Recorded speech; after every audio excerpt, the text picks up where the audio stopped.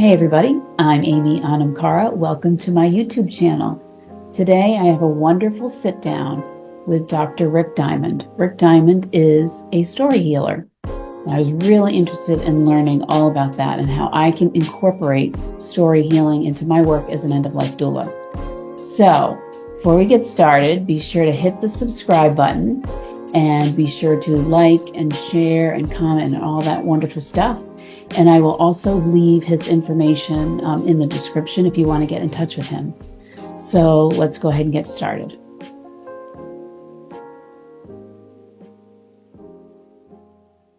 Hello, hello. Hello, Can hello. can you hear me okay? I can hear you okay. Can you Good hear to me hear you. okay? Yes, I can. Thank you. How are you today? I'm good. How are you? I'm really good. I'm Good. really good. Yeah, I'm great. I'm in it. How's that? I love it. I love it. I wore my little neck cloth in your honor. Hooray! Hooray! It looks great. What a good outfit. And the jewelry all goes together. You're totally rocking it. It's I'm working. doing the Texas theme. I got that. Yes, the denim jacket. What can I say? You got it. You're You doing it. inspired me. I'm so I'm so glad. It's my pleasure. It's what I'm here for. Fashion Awesome. inspiration. That's my goal. Love it. I see something in the back. It's a mural. Yes, Did you do that? I did, Amy. That's my spirit lion that Wow. I painted to have as my energetic setting for client sessions, and because I really like color a lot. And actually, I'm a little colorblind, so the bigger the colors, the better for me. Right, right. And so right now, like when I realize when I'm sitting, talking to somebody on a session, on a Zoom session, it just looks like something exploding out of my body, but it's really a lion. But anyway, there it is. It's It back there. looks it looks fabulous. Oh, Wow. thank you.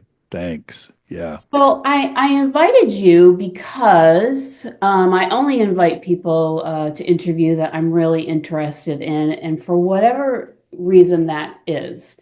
I saw you on Instagram. I love your stories. I love how you start off your stories. Mm, Hello, you beautiful soul, or whatever you say. yep. It's just so inviting. I can tell, that you're just a ray of sunshine. So I of course, said, who is this guy? What is he doing? What is the story healer? So of course I did a little bit of research on you. You're a story healer. Yes. And I thought that was really interesting because I'm an end of life doula. Right. And one of my services is to do life reviews with my clients. So Hmm. they will have stories for me. But I really Mm. wanted to chat with you about what a story healer is and how maybe this is even like a coaching session for me. I don't know, but maybe like how can I use story healing Hmm. with my clients? So let's first Mm. start off with what is a story healer and how did you even get into that? Because you want that. Right. What is that? And Right. how did you get to be that? Right.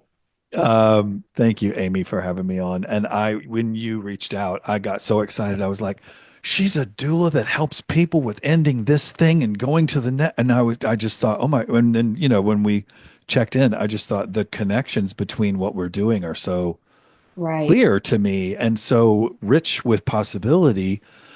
I, what I be, what I'm so interested in is how meaning making comes from what we internalize about our experience. And it's not the experience itself. It seems to me that no, there is no such thing as the experience itself. I mean, yes, there's a tiger running at me and I run because I'm afraid of the tiger. But what's really happening all day long is that we are making meaning and we're creating a sense of our selfhood in the world based on the frameworks and the templates of meaning that shaped us from our childhood, from our culture of origin, from our family of origin, and from our experiences. And even the experiences themselves, we're making meaning about what they mean to us based on the filters that are within us. So over the years, I've been a college English teacher. I've taught in seminaries. I was a church pastor. I was a interfaith community leader. I've been a spiritual director. The through line for all of those for me is that all of us are all the time looking at our lives and looking at our experience and saying, what does this mean to me? And what does this say about me? And what I kept seeing, keep sawing, I kept seeing over and over and over was that people were, and I'm going to say this really clearly, wrongly, that they were wrong. That I mean, I'm not saying that their experience is wrong or that their meaning is wrong, but there were so many ways in which, and maybe you've had this experience too, where somebody's talking about what something meant to them and the meaning that they made from it, you just think, how did you get, where did that even come from? Like, there's so many other options for how to understand yourself in that situation, in that conflict, in what happened in the job, in that ambition that fell apart, that path that changed, that grief that you're experiencing, or your death as your this illness or this death. Right.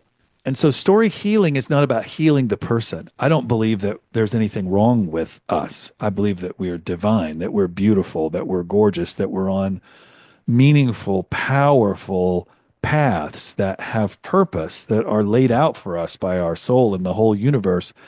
The thing that needs to be healed is the meaning that we have made when it is limiting, when it is demoralizing, when it's shame based, when it's fearful. And so what I do is I meet with people and they say, okay, this is the situation I'm in. And they talk through the situation. And then I say, so tell me about what this means to you. Tell me about what you're feeling about it. Tell me about what's coming up for you. And in there, I am listening for what I call a story. And a story for me, and I've just written a book about this and I'm doing revisions right now and I'm so excited about sharing it with the world.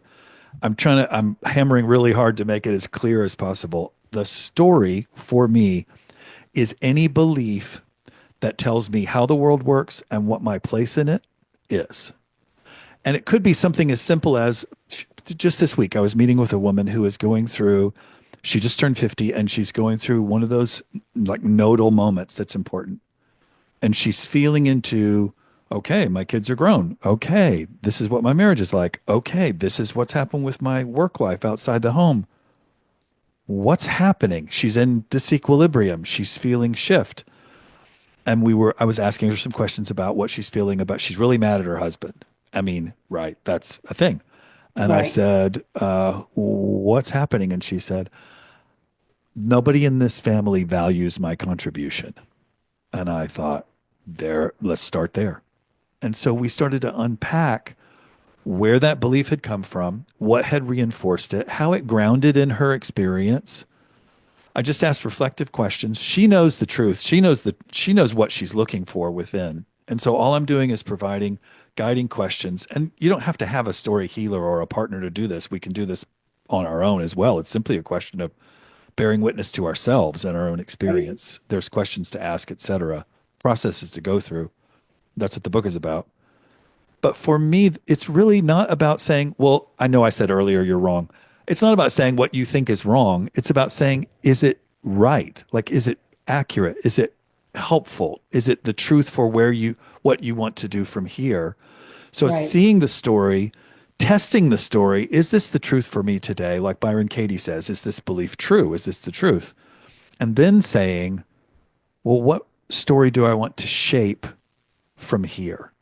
So for me, that's what that process is like. And it's very rich because people really do know. Does this make sense? People know when something is not right. They know when a belief is not right. And there's something in them that is saying, this doesn't, I know I've got this shame around this issue, or I've got this hang up around this issue, or I'm so mad about this thing, but it doesn't feel right to me. Can you help me get clear about it? So it's a process of getting clarity. I often think of when we have a story.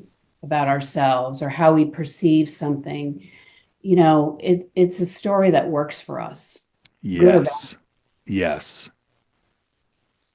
Yes. But it is, but doing the healing part is where you really have to dig in. Yeah. Yeah. And if the story's been working a certain way a long time, maybe 10 years, maybe 50 years, something happens to bring about a shift so that it's not working now, Right, or I'm ready for something to happen. But then the process of untangling, well, but it did work for this long in this way. How do I even figure out what to do instead? Or how do I find the courage or the perspective to rethink it and to reimagine it? My question for you, Amy, is when somebody is in illness or when somebody is in nearing the end of this lifetime, this incarnation, it wouldn't necessarily be about, okay, well, now that I'm shifting my job, I'm going to rethink my approach to or my meaning or my story about myself and work. It's not about forging a future path, but there still can be, as they're reflecting on their story and as they're seeing what their stories meant, there could still be healing that could come as they maybe see it in different ways or own it in different ways or new ways. I'm just curious about that. right, right. And I also feel that there's a tremendous amount of clarity all of a sudden. I mean, there's that shift where it's like I'm Mm, holding all of this, and I've been holding all of this for so long, and I want to let it go. wow. And so, So the ending brings a kind of clarity. yeah, the Oh, wow. realization of mortality, right? It's like, what have I been holding all of this time? And it could be bad experiences. It could be forgiveness. Hmm. It's all of those. It's all of those things. Hmm. And, those folks have a limited amount of breaths left and they want to talk about this stuff. Yeah. Here's the trouble with that is that they don't necessarily want to talk to the people that are closest to them because those people know their story. Hmm. Hmm. And is this going to just, shatter what they think of me? It So it's occurs so to me, much easier for them to speak to me about these things. right. So I have to also coach them on ways that they could, possibly open up to somebody else. So it's challenging, but wow, it's so rewarding. I mean, It's the so people who, rewarding. what you were just saying a minute ago, the people who are invested in the story being a certain way Yeah, are going to be less likely to say, let's just open the whole thing up. Let's just rethink the whole thing. What if I right, hear something that threatens my understanding or my meaning making around this? What if I hear something that isn't what I want? Or what if there's some new revelation? And now what am I supposed to do with that? As opposed to you being there to just say, I'm this safe space and I can hold this, and nobody else who's invested. right. In the book, I call those the gatekeepers.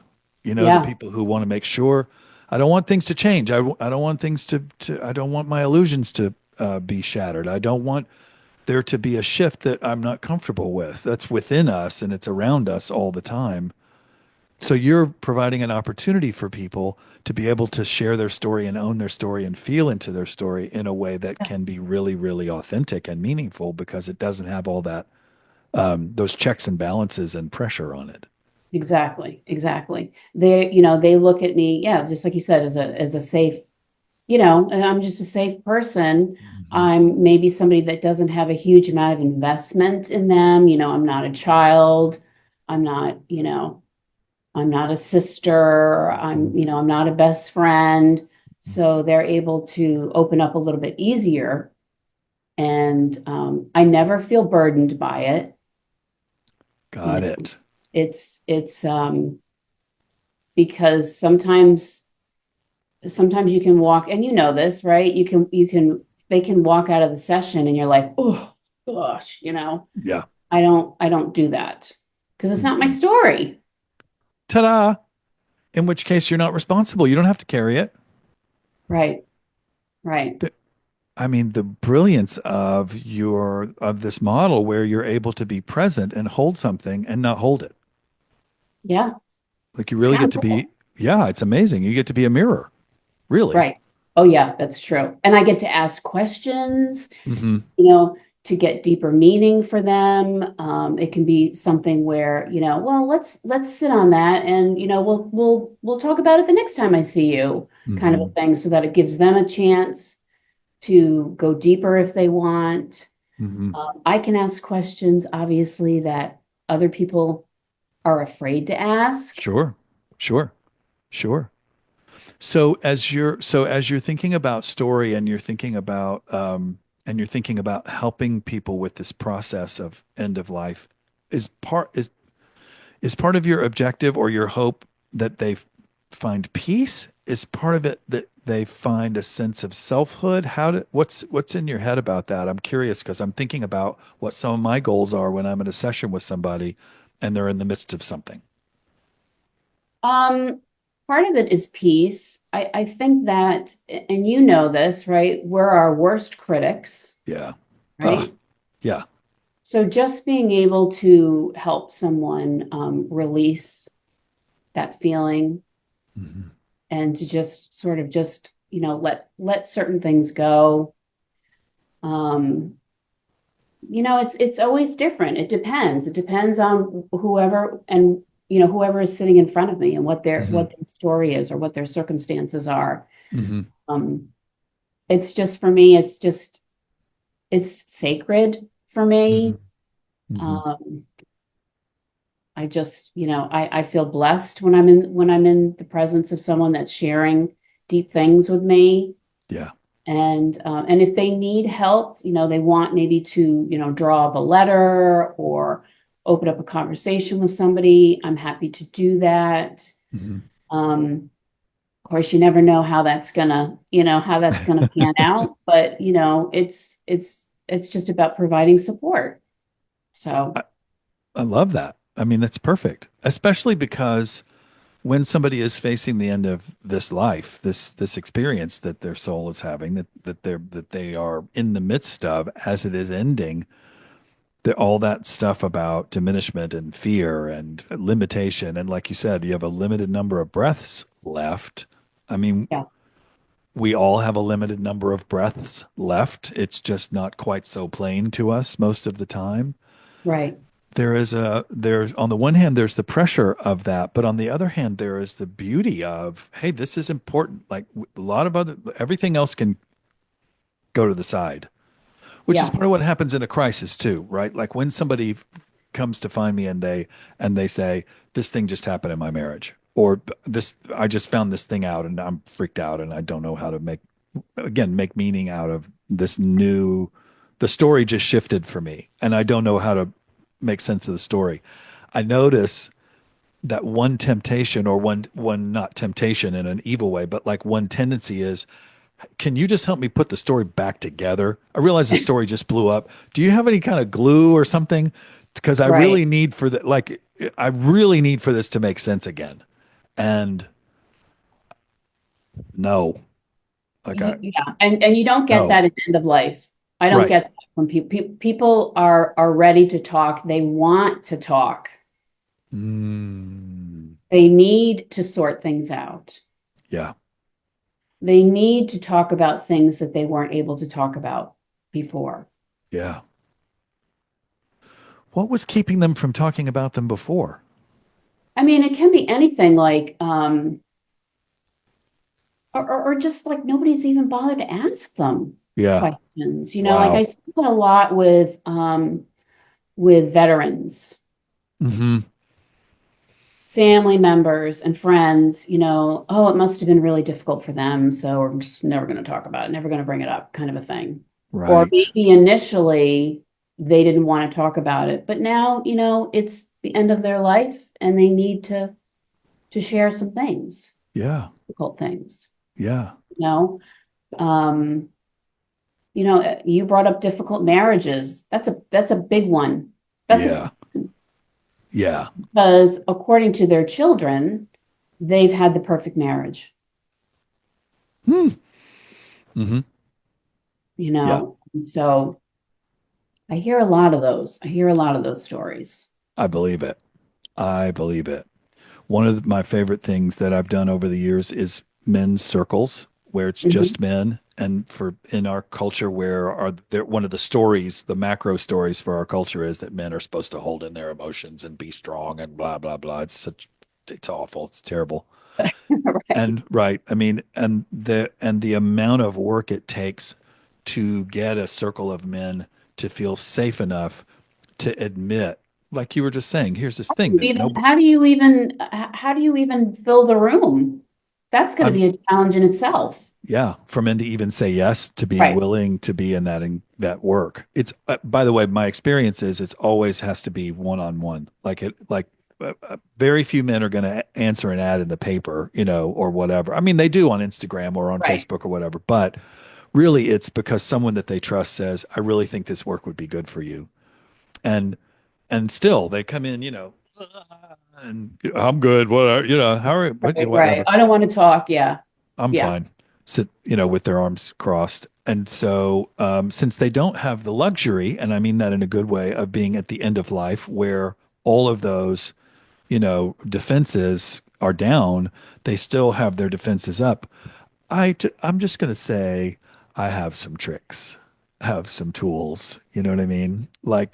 Because it's just a process of being willing to enter a space where we're coming down. And that's true for men and women and others, right? It's just a question of being willing to get out of this busy, in our heads place and be down more in our bodies and our hearts and be willing to be open. And there are all kinds of tools that we can use to do that that can seem artificial at first, but after a while they become ritualized in a way that is really meaningful. It's helpful. Okay, we're going to stand and look at another man in the eyes for 1 minute now. Okay, I know we're going to do that every week. Great, right? Right. At Well, that's first, uncomfortable. it's agony at first. They hate it. And I just say, we're just doing it. You'll be fine. Nothing bad will happen to you. Right. Another thing that's been helpful in my men's circles is where I will say, I'm going to ask you to place your hand on that other man's shoulder, but you need to ask his permission first. Like you need to say to him, "May I touch you?" And the reason is because so much of our experience has been that we were touched, abused, hurt, slapped, punched without our consent, men and Yeah. women. And so in that circle, it's another way of saying you have agency. You get to decide what's okay with you. You get to decide what you're willing to share or not share. And that man has to ask his permission to touch you. In story work, it's the same. I have some really simple tools where it's just a question of opening that safe space so that this thing that somebody's been carrying around that they are keeping under lock and key and they don't think they can, if they ever talk about it, it would be terrible. Kind of like the Right. thing about, I need to tell somebody about my marriage. I can't tell my kids, they'll be devastated, but I Right. have to talk about this. I can't take this with me. All people want is the opportunity to be able to be heard and feel heard safely. I really believe that. Yes. Yes. And so that is part of what I do. Yeah. And like I said, it just brings me it brings me joy to Yeah. help these people get there, you know. So I how did you get into story healing? Because that's not what you were doing. No, no, no, no. First 10 years, college English teacher. The thing I fell in love with was the moment when somebody would say, "This is for me. Like this poem is about, like, this is mine. Oh, wait a minute. Learning how to write a complete sentence is for me. Like, I get that." Or you Right. know what I mean? Or when we'd be in a class conversation about, a piece of literature or something that was important in history or mythology or culture. And I'd show a video clip, from a movie that we just all watched a year ago, and then suddenly they'd see, "Oh my gosh, this is like, oh, oh, oh, me." And those moments for me, they were awakening. Like they were people seeing, "Oh, this, oh, oh, oh, oh, oh." So what else can I bring into my experience that can then be a tool for me to figure out who I want to be and how I want to move through the world. And as that was happening, that was in my, mid 20s to early 30s. I also was having my own spiritual experiences that were really unorthodox, and I was seeing visions and feeling things in my body. And I mean, we were just going to a nice little local, neighborhood mainline Christian church. I didn't have any language for any of that. And this is before the internet, this is the late Yep. 80s, early 90s. I didn't have access to the beautiful community that's out there now. And I didn't know anything about Eastern mysticism or spirituality. I didn't know anything about indigenous spirituality and Native American spirituality, but I started learning. And so for me, what happened over time was I got more and more interested in that moment of awakening happening in lots of different settings, not just a classroom, but in friendships and spiritual friendships. And it started happening in a little group spiritual study that I started leading. I didn't know what the hell I was doing, but I just thought this is kind of cool. And this is some stuff I'm finding out. And then I ended up going into ministry, and I was in ministry for 10 years. And it was really exciting when those beautiful spiritual things would happen.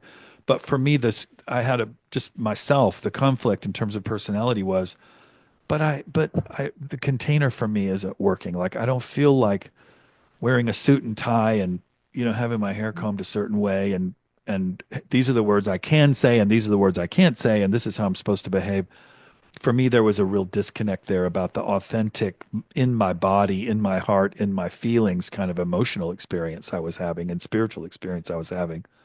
But it was still always about like that little moment where somebody would say, I really think God hates me. I think I'm a bad person. Like I've done so many bad things.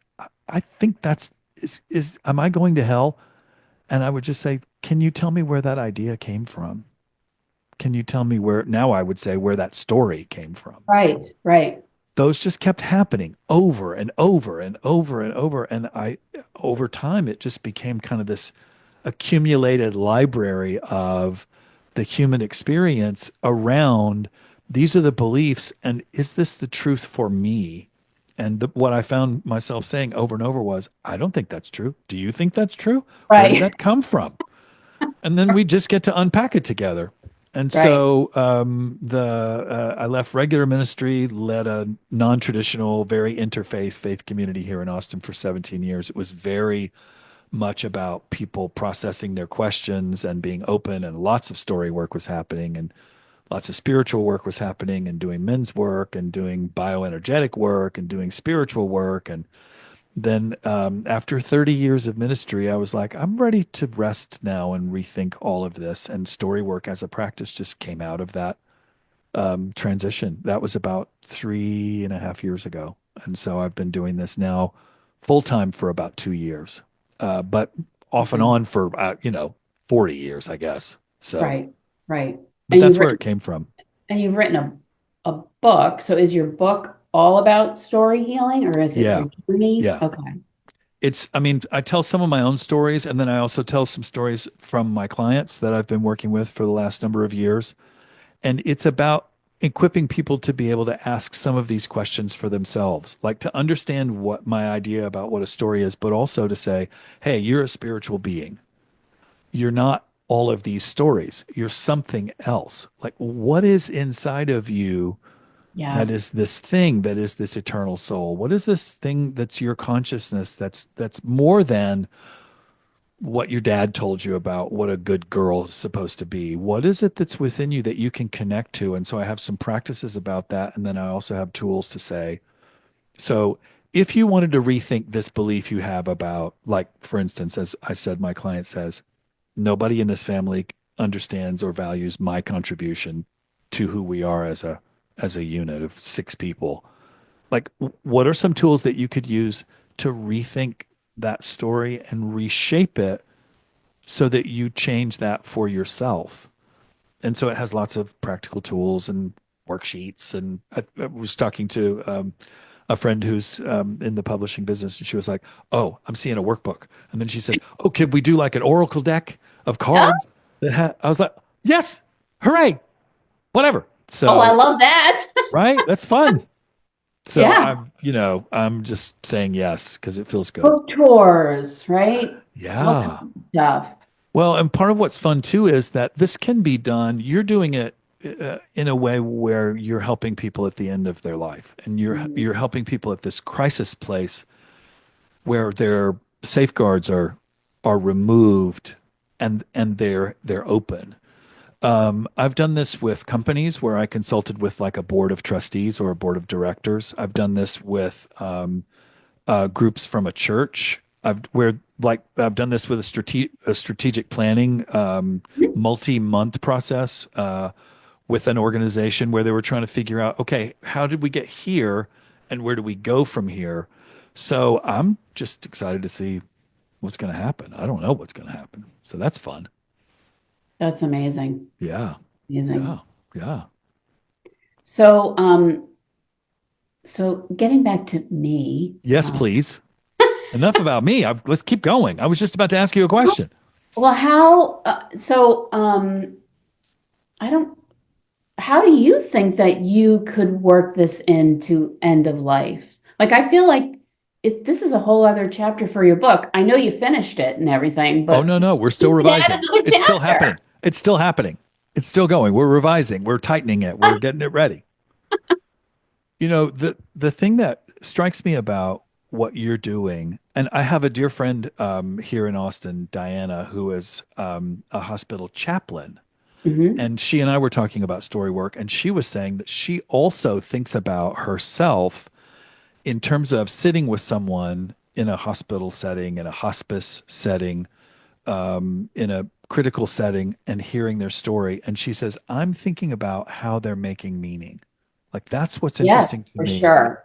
about what is, and she has a thing in her that she uses to think about what each story is about. Is this a story about love or loss of love? Is this a story about like their idea of what they wanted their life to be about? Is this a story about their work and their sense of accomplishment? Is this a story about regret or pain? And so part of what she's doing is thinking about when somebody is sharing their story or sharing just their experience, like she's bearing witness to what that is and holding space for it and is hearing, listening for what is the meaning that is in this for them and how do I reflect that back to them? Yeah, As you're talking about end of life and you're talking about the idea that it might be about giving somebody peace. It's not just about giving them right. a sense of peace. It might be about unburdening something. I wonder if at the deepest level, what you're really doing is simply affirming their humanity.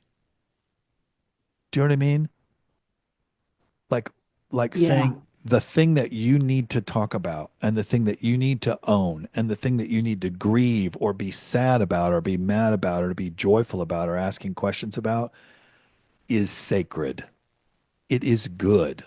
Like the thing that you are bringing right now, even if it's just, when I was a girl, I used to da da da da da.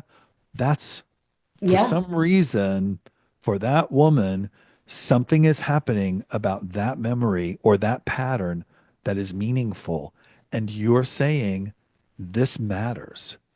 And yeah, how much of our life do we hear that? Almost never, right? We're running and rushing and pulled and all over the place. And your work and the idea of honoring their story is really honoring who they are, like the yeah, fullness of their humanity. I mean, no wonder it feels sacred to you. No wonder it feels, yeah. beautiful to you that you're doing that, even if it's messy, even if they're mad, even if maybe Right, especially if they're mad. right, I mean, right. I think at a deep level, that's what you're doing. It's interesting. I mean, like some of the conversations are start off benign, Mm-hmm. Mm-hmm. and then something that they said just kind of cracks open for them. And then they will really start to share Mm-hmm. whatever it is. Um, and like I said, I feel like they can't say these things maybe to their loved ones. It's so personal. It's so deep for Mm-hmm. them. But I'm just me. I'm here and I'm listening and I'm laughing when they laugh. Mm-hmm. And I'm crying when they cry. Yeah. And just like you said, we are so busy in this even their loved ones, right? Their loved Yeah. ones, when they know, and I see this all the time, when you have a loved one that is dying, Hmm. they don't themselves kind of quiet themselves and sit with them. They're busy and they're Mm, busier than ever. They need to find something to be busy with. gosh. It's, well, I need to talk to the doctor. I need to talk to the nurse. I need to make sure that the arrangements are all done. I need to call Mm, Aunt Mary and blah, blah. And they're so busy hmm. Hmm. handling Hmm. things Hmm. that they're missing the opportunity to hear these stories. Do you judge that this is an act of unconscious avoidance? Absolutely. Yeah. Absolutely. I mean, Yeah. this is my whole thing as being, going into being an end of life doula is trying to get people to talk about end of life, talk about Yes. dying. It doesn't Yes. have to be all gloom and doom. I mean, we're all going to go through this experience. This is Right, a part of it. It's a central part of what it means to be human. right, And it's sacred. I right, mean, hello. Yes. right. Well, you know that, and I know that, but Yeah. there are the majority of the people out there are running for the hills We're because just so they're looking scared. at their own mortality. I don't want to die like this. Yeah. Yeah. There's my wife, Christina Wisdom, is reading Ram Dass's book about death, and Ram Dass taught and so much about how we avoid death, and really the thing to do is to embrace ours and others' deaths as being sacred and part of this whole experience. We're avoiding all the time, not just the topic of death. We're just avoiding all the Yeah. time. Right. Yeah. Yeah. Yeah. Especially Tom, with that little thing that we hold in our hand all day oh my long, gosh. like Oh that. my gosh. We're so isolated. Yeah. We are so I, here. I have to admit it. I do it myself. I love my phone. I love my phone. I'm not gonna apologize. I adore my phone. But it's no substitute either for being with myself or being with another human being. It's just Yeah. not. Fred Tom Hanks talked about studying. He played Fred Rogers in A Yes. Beautiful Day in the Neighborhood, and he talked about studying the pauses in Fred Rogers speaking. And he said he read about Fred Rogers talking about why he talks and listens so slowly. And he says he's listening, like he's making Oh, But it, dri- but it, space. but those pauses drive people crazy. Right. But They it's drive people so, crazy. If you're not talking fast enough, they're check, I, so I have to pay attention. Like when I do videos, I have to pay attention because mm, I do like to pause. hmm. I do speak a little bit slower. Yeah. And I have to sometimes, speed up the video a little bit because I'm afraid I'm going to lose people. Isn't that awful? I mean, it's just what Ridiculous. we're attuned to. But here, I mean, and you know this, some of the most sacred, beautiful moments have been when we were sitting with another person and nobody says anything. For sure. We're For sure. just there together. We're just sitting together. It We're is just a learned being. skill now. Yeah. Oh, Yeah. Yeah. People don't know how to do that. People don't know how to sit in silence. I love mm, it. I do too. I adore it. And when I'm sitting in a men's circle, you know, the Oh, willingness for there just to be silence is so hard to learn because we're all like, how about them Cowboys? I mean, it's just inane. It's ridiculous. We want to come right. back up into this place and just the willingness to just sit. A meditation circle where we're Yeah. just all being still and there's just quiet is so beautiful. It's so healing. It's so powerful. I've also been part of psychedelic ceremony workshops where people got into an altered consciousness and they got to sit and sitting with someone and just holding their hand or just being silent, where we're not yapping and talking and making meaning because we're scared to just be still. I'm a big Right. fan. I'm just saying. Yeah. Yeah. Yeah. Yeah. I love it. I love it. And I do spend a lot of time in silence with my clients. Mm. And it's not as if nothing is happening. A lot is happening. A lot is happening because what'll happen is they'll be quiet. They'll maybe tell me a little bit, and then they'll be quiet, and I'll be quiet, and then they'll start up the conversation again. They'll go a step further. And Mm, I don't think they would have done that if I had kept yapping. yeah. So what So you're doing then is leaving the space for what's in them to kind of bubble up and find its way. yeah, yeah, Oh, that's perfect. That's yeah, perfect. yeah, I'm thinking as you're talking about this that there is also in the element of hearing the story that part of the story may include silence. yeah, I love that. yeah, That there may just be part of this story that I need to process, maybe that I just need to sit and I need to just be still, exactly. and that leaves room that's part of the meaning making as well. Yeah, yeah. Oh, that's so good. I That's know, I yeah, know. that's so wise. Yeah. I don't envy you the work of being the space holder in between the busyness of the family that's preparing, grieving and preparing, and Right. the people and the staff and the da da da, and this person who's going through this sacred passage. But Yes. at the same time, it has to be that space has to be held. So now that leads me to something that I totally forgot to even bring this up, but the grieving. Yeah. Um, Yeah.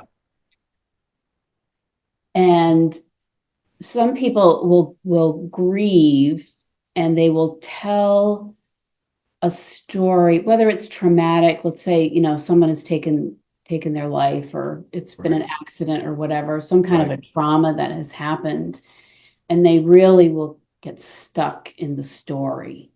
Mm. I find that the more that you tell the Mm. story changes. Mm. And it's almost like you'll find that they will do things like they'll bring in a little humor Mm-hmm. where it wasn't there the last time that they Mm-hmm. went through it. Mm-hmm. I find that really, really fascinating. So I feel like not only, having a story, but telling it, Yes. writing it.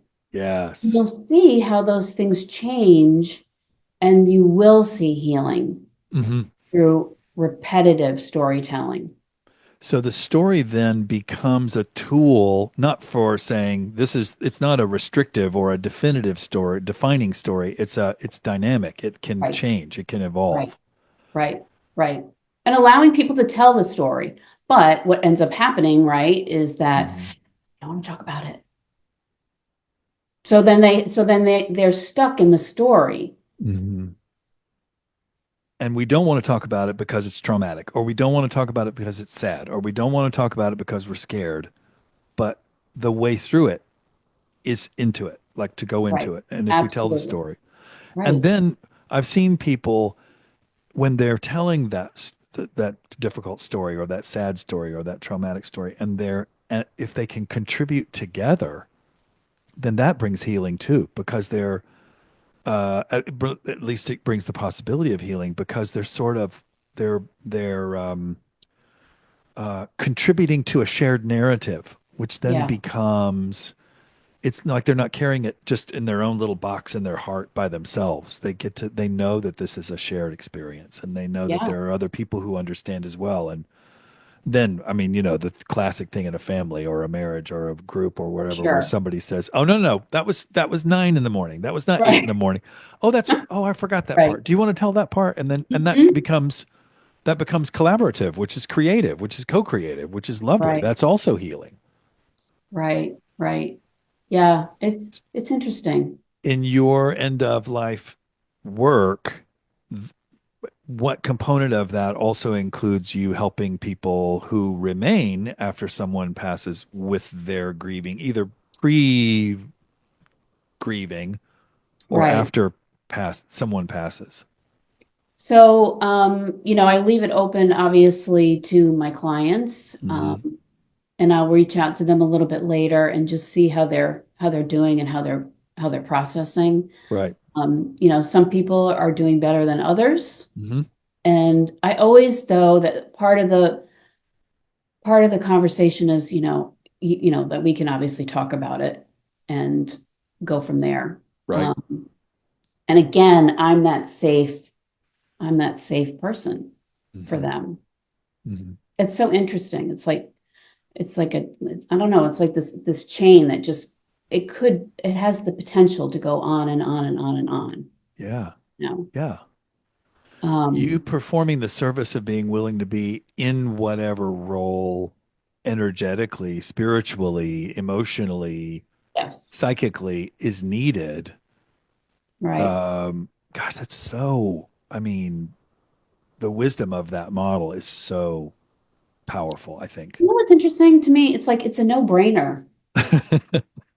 To you, it's a You know what I no-brainer. mean?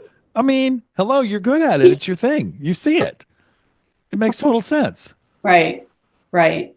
I mean, Yeah. most people with the end of life and all the stuff that goes with it, they're just flummoxed. They're overwhelmed. It's just so big. Again, to your point, we're avoiding it and running from it and in denial about it. And Yeah. yet, here you are saying, you know what? This is okay. I'm right here with you. I'm okay. And all those years as a pastor and as a minister and as a spiritual director, there was always something so beautiful about showing up and, hi, I'm like the designated holy person, but these are people who know me, you know what I mean? We're in Right. community together, and my job is simply to hold their hand and be present. I mean, there's something really beautiful about that. You can do that in a way that's even more immediate and less formulaic because, the pastor kind of has this role that she or he or they are supposed to perform and they are supposed to know the answers. I never liked having to know the answer. Like, what am I supposed to say? This sucks. This is terrible. I'm so sorry. I'm so sad. What? I mean, what? Do you know what I mean? I will now quote the Bible and then everything will be fine. Like, that's Right. not real. That's not the truth. Yeah. So hats It's off. funny when I was very nervous when I started doing this, telling people what I do, right? I was very, Hmm. very, Hmm. and I noticed that when I would talk about it or tell someone, yeah, I'm an end of life doula, and they would say, well, what is that? Of Hmm. course. And I would Hmm. tell them, and then they were really interested. So people Yes. are interested, um, but they still have that fear. But they've made they're now in touch with somebody. They now Yeah. know somebody. Yeah. Right. And so when they need me, I'm here. Not everybody The needs me. Well, I mean, not yet. I'm just Right. saying. I mean, Right. eventually, the idea of the application of the model of the doula who's helping with a transition is so perfect to me. Like the Duh. like we're moving from one thing to another, and I'm here to help with the Right. transition. I mean, that's really what this is. And there's gonna it might it's another birth. I mean, we don't want to talk about it like Absolutely. that, isn't That's it? exactly what I say. That's exactly what I say. Yeah. Yeah. Yep. I mean, it's a door. We're all celebrating as this person passes through this Yes. door. Right. And there's Yeah. tears and there's sadness and there's loss and there's grief and And there's look, joy yes. and Look there's at this humor. thing. Oh, yes, please. Right. Right, there has to be. Yeah. Yeah. But Well, you're go doing ahead. a thing doing a thing that is so valuable because so much of our culture is so locked down about all this stuff because we're so scared of our hearts, we're scared of our bodies, we're scared of our feelings, we're scared about aging, we're scared about death, Oh, I know. I and know. you're just helping them hold space. You're helping them move into something that's unfamiliar, and I'm so glad you're doing it. Thank you. Thank you. Thank you. And you're helping tons of people too. You do retreats, Yeah, right? yeah, yeah, yeah. And Yeah, I'm I'm also going to be excited. offering an online class in January, February, and we're going to be talking about this idea about story work and how to identify the story. whatever the story or the stories may be. And I'm really excited to see how that will work out. So we'll see. That's awesome. That's Thank awesome. you. You're fabulous. You're fabulous. I'm so seriously, and the way that you're thinking about what you're doing is really deep. Do you know what I mean? Like you're taking it, and I know you have this larger sense of what's happening in the universe. It's not Yes. just, this particular thing. That's part of it too, right? For me Oh, too. for Like this sure. is not just, hey, let me help you with your marriage. I mean, this is like, Right. we are influencing and helping with the in gigantic tapestry of all of creation, seen and unseen. Like that's real. That's really happening. I mean, Yeah, it's it not for what everybody sure. comes to me for, but that's part of it. It is universal. I feel Yeah. like and it is so real, even though people don't admit it or they don't see it or whatever, but it's real. Hello. It's Right. real. Hello. And I mean, for me, it's really a matter of just tuning into it and paying attention and being open. And it's practice. I'm just practicing it. I'm just, I get That's busy the with whole the thing, errand right? and yeah, that is it. That's all that's it. It's the whole thing. Yeah. I feel like I've just recently, I don't know, I've been listening to a lot of NDE Mm-hmm. videos, Mm-hmm. right? Yeah.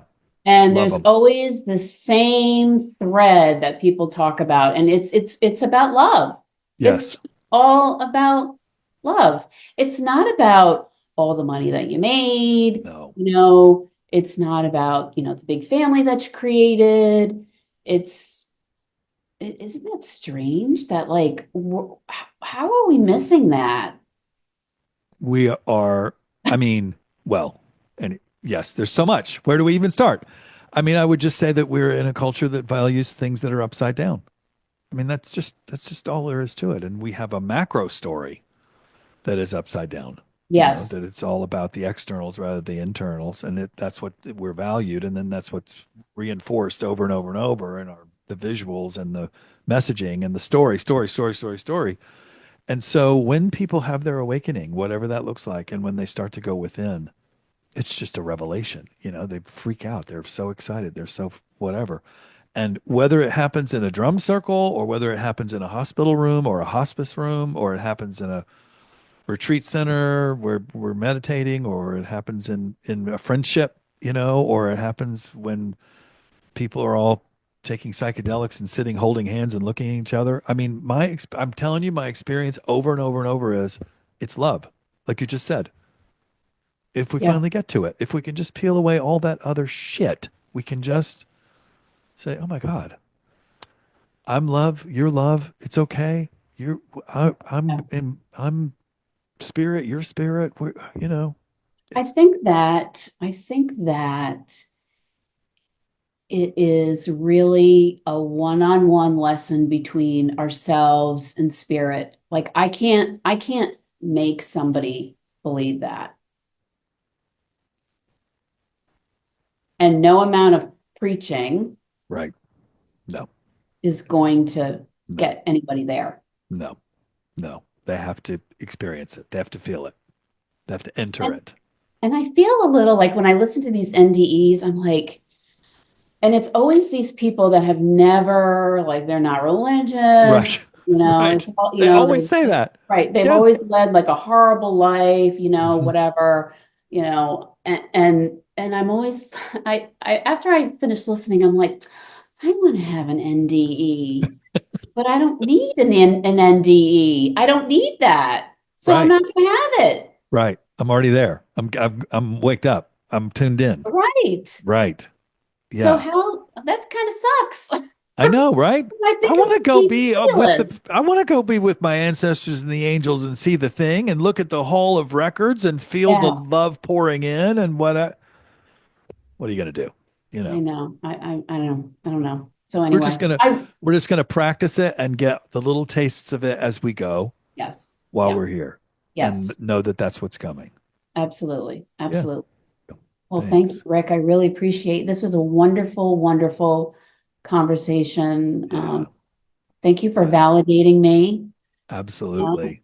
Yeah, Amy, I'm so happy about what you're doing and I honor you for it. It matters. Like it's important. It's sacred work. So thank you for saying yes. You know, Yeah. you could have Yeah. been doing something else and you're doing this and it matters. So thank Yeah. you. Yeah. Well, and I'm a lot like you. I've transitioned, I've changed a lot, Mhm. I've done a lot Mhm. of different things in my Mhm. in my 50 some years. Who Mhm. cares? Like, you know what I We're mean? here now. Yeah, who Hello. cares? Yeah, right. Right. So anyway, thanks again, and thank you everybody for watching. And be sure to, I'm going to say that whole thing about Yep. be sure to subscribe and comment and share and all that kind of All good that stuff. stuff. Yeah. All that stuff. Yeah, it really is appreciated, and it's important for me. So thanks again for everybody, and I will see you next time. Bye.